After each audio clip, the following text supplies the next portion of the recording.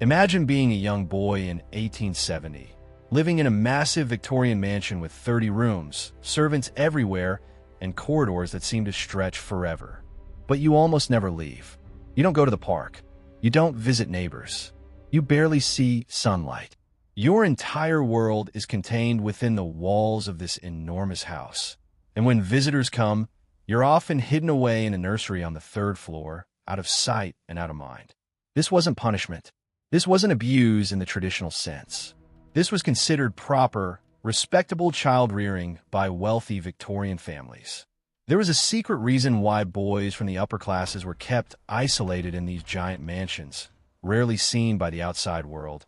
And the explanation reveals something deeply disturbing about Victorian society's beliefs regarding childhood, class, gender, and what they called moral contamination. Today we're going to explore why Victorian mansions were designed almost like prisons for young boys, what parents feared would happen if their sons interacted with the outside world, and how this practice shaped an entire generation of men who would grow up to run the British Empire while carrying psychological scars from childhoods spent in beautiful but profoundly lonely isolation. Let's start with the architecture itself, because Victorian mansions were deliberately designed to separate children from adults and from the outside world. These weren't just big houses. They were carefully planned structures with specific areas for specific purposes, and the nursery wing was always as far from the main living areas as possible. In a typical upper-class Victorian home, you would enter through a grand entrance hall with marble floors and elaborate staircases. The ground floor contained reception rooms where the family entertained guests, drawing rooms, libraries, dining rooms, music rooms. These spaces were beautifully decorated and meticulously maintained.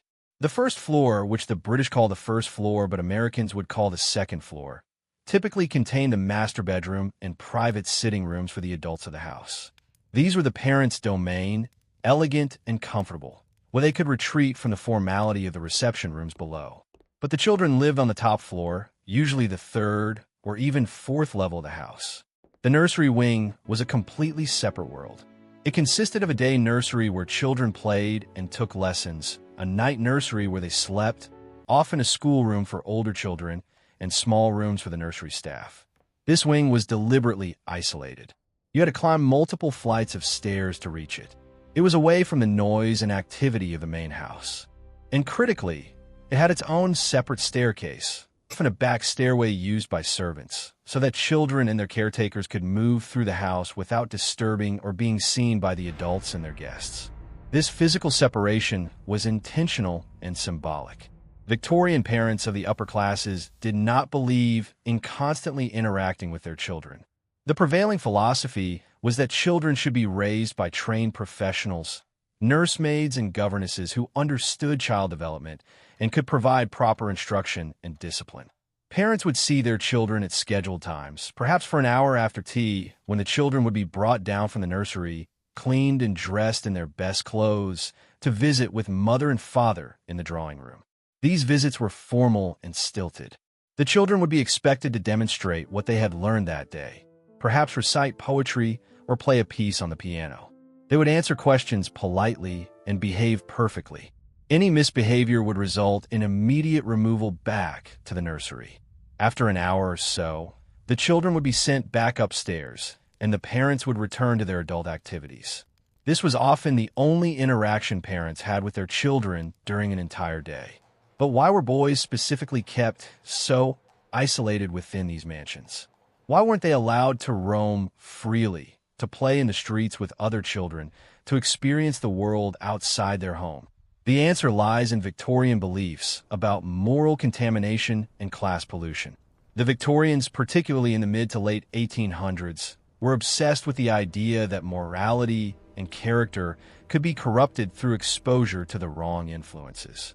They believed that children, especially boys from good families, were born as blank slates that needed to be carefully inscribed with proper values, manners, and class consciousness. The outside world was seen as deeply dangerous to this process. The streets of Victorian cities were filled with what the upper classes called the dangerous classes. Poor children ran wild, engaging in petty crime, using vulgar language, and displaying behaviors that would horrify respectable families. Prostitutes worked openly in certain areas. Drunkenness was common. Violence erupted regularly. Disease spread through crowded slums. To allow a young boy from a wealthy family to venture into this environment was to risk contaminating his character with lower-class behaviors and attitudes. Victorian parents genuinely believed that if their son spent time playing with poor children, he would pick up their accents, their manners, their moral laxity. He would learn to swear, to fight, to disrespect authority. Even brief exposure could undo years of careful upbringing. So the solution was simple isolation. Keep the boy inside the mansion where everything could be controlled, where every person he encountered was a servant who knew to behave respectfully around the young master, where every book he read was carefully selected, where every lesson was designed to instill proper upper-class values.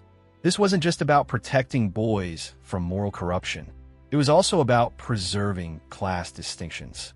Victorian society was rigidly hierarchical, and the upper classes were terrified of social mobility in both directions.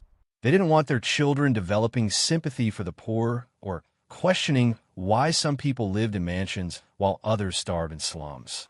Keeping boys isolated meant they would grow up assuming their privileged position was natural and correct, ordained by God and maintained by proper breeding.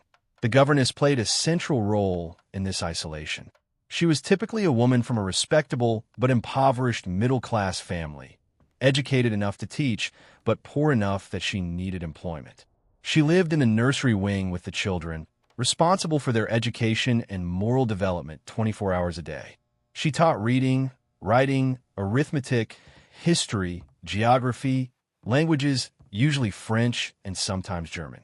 She instructed them in manners, in how to behave at table, how to address servants versus equals versus superiors.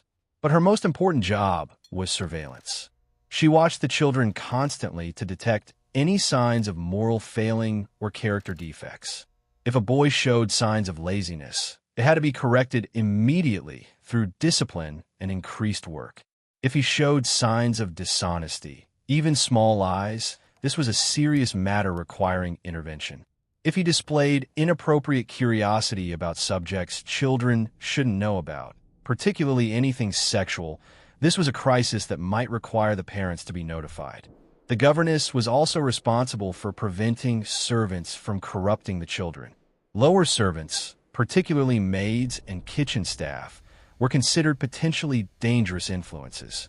They might tell children inappropriate stories, use improper language, or share information about the harsh realities of life that children from good families shouldn't know. So the governess acted as a barrier, ensuring that children had minimal unsupervised contact with household staff. This created a strange dynamic in the Victorian mansion. You had a building filled with people, sometimes 20 or 30 servants plus family members, yet the children lived in profound isolation. They might see servants cleaning or delivering meals, but they weren't supposed to talk to them beyond giving polite orders. They lived in the same house as their parents, but saw them only for brief formal visits. Their entire social world consisted of their siblings, if they had any, and the governess who watched over them with relentless attention. The psychological impact of this isolation was severe. Many Victorian men who grew up in these conditions later wrote about the loneliness and emotional emptiness of their childhoods. They described mansions that felt like prisons, beautiful but cold. They remembered desperate longing for parental affection that never came. They recalled the terror of the governess's discipline, which could be harsh because Victorians believed that sparing the rod spoiled the child. Boys often developed intense, unhealthy attachments to their governesses because she was the only adult who paid them consistent attention, even if that attention was often critical and controlling. When boys eventually outgrew the governess and were sent to boarding school, which typically happened around age 8 or 9, many experienced it as a traumatic separation from the only person who had been a constant in their lives. The isolation wasn't just social and emotional. It was also physical in ways that seem shocking today. Victorian parents genuinely believed that boys should not engage in vigorous physical activity or spend time outdoors. Fresh air was considered potentially harmful. Sunlight could damage delicate skin. Running and jumping were vulgar behaviors more appropriate for lower-class children. So boys in Victorian mansions spent their days sitting still in the nursery, reading, doing lessons, perhaps playing with quiet toys like tin soldiers or building blocks, but never running, never climbing, never experiencing the physical freedom that we now know is essential for healthy child development. This belief in the dangers of physical activity was tied to Victorian medical theories that were completely wrong but widely believed. Doctors taught that children had limited vital energy and that expending it on physical activity would rob the brain of resources needed for mental development. They believed that boys who ran around too much would become stupid because their bodies would consume energy their brains needed. So keeping boys confined indoors, seated quietly, was seen as protecting their intellectual development. Of course, this created chronically unhealthy children. Boys who spent years confined to nurseries were often pale, weak, and sickly. They suffered from vitamin D deficiency from lack of sunlight. They had poor muscle development.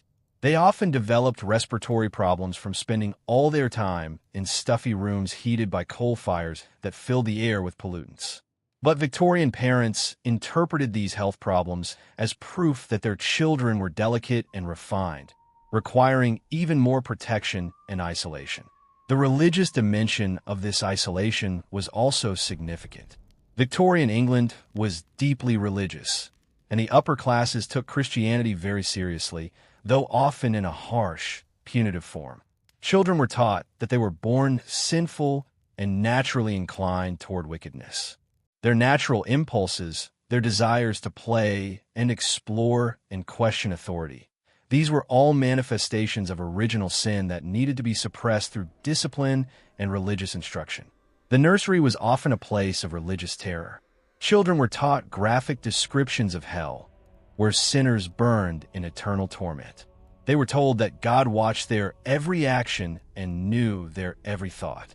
Any misbehavior, any impure thought could result in eternal damnation. This created a psychological atmosphere of constant fear and self-monitoring. Boys learned to suppress their natural impulses, to always appear obedient and pious, even if internally they were confused and frightened. Sunday was particularly oppressive. The children would be dressed in their most uncomfortable clothes and forced to sit through long church services they didn't understand, then return home to spend the entire day in religious activities. No play was allowed. No laughter. They would read the Bible, memorize scripture, and reflect on their sins.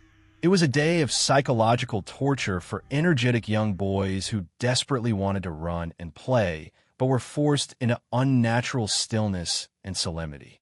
The fear of contamination extended even to other children from respectable families. Victorian parents were extremely selective about which children their sons could associate with. Even within their own social class, some families were considered more appropriate than others.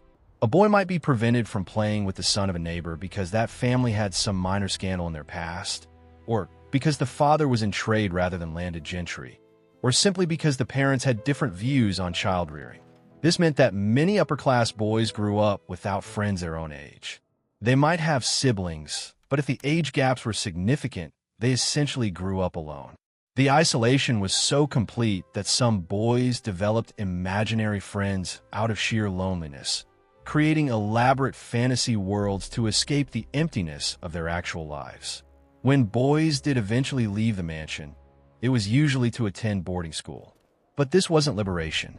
Victorian boarding schools were often nightmarish institutions where physical punishment was routine, older boys bullied younger ones with complete impunity, and the isolation simply changed form. Instead of being alone in a mansion, boys were now alone among hundreds of other boys, most of whom had been similarly emotionally damaged by isolated childhoods and who took out their pain on each other. The famous British boarding schools like Eton, Harrow, and Rugby were supposed to turn boys into men, to toughen them up and prepare them for leadership roles in the empire. But the methods were brutal. Boys were beaten regularly, sometimes for real infractions, often for arbitrary reasons. They slept in unheated dormitories, ate terrible food, and received minimal education despite the prestigious names of these institutions. The real curriculum was learning to endure suffering without complaint, to accept arbitrary authority, and to suppress all emotional vulnerability. Many boys who went from isolated mansions to brutal boarding schools developed profound psychological problems. Some became cruel themselves, adopting the very behaviors that had been used against them. Others withdrew completely, becoming emotionally closed off and unable to form intimate relationships for the rest of their lives. Victorian literature is filled with men who were charming and competent in public, but completely unable to connect emotionally with their own wives and children, perpetuating the cycle of isolation. The irony is that all of this isolation and control was supposed to produce morally superior individuals. Victorian parents genuinely believed they were doing what was best for their children. They thought that keeping boys isolated in mansions, away from corrupting influences, carefully supervised by governesses and tutors, would create perfect gentlemen who would uphold the values of their class and nation. But what it actually produced was a generation of emotionally stunted men. These men went on to run the British Empire, to serve in Parliament, to lead the military, and to head the great institutions of Victorian society. And they did all of this while carrying deep psychological wounds from childhoods spent in beautiful isolation. They learned to present perfect facades while feeling nothing inside. They learned to follow rules without questioning them. They learned that emotional expression was weakness and that vulnerability was shameful. This had consequences far beyond individual psychology. The men who emerged from this system of childhood isolation went on to create institutions and policies that reflected their own damaged emotional development. The British Empire was administered by men who had learned in childhood that some people were naturally superior to others, that showing mercy was weakness, and that suffering should be endured without complaint. The brutal suppression of colonial rebellions, the indifference to famines that killed millions, the rigid class system that persisted well into the 20th century, all of these reflected the values that had been instilled in boys kept isolated in Victorian mansions. The practice began to change in the late Victorian period and into the Edwardian era.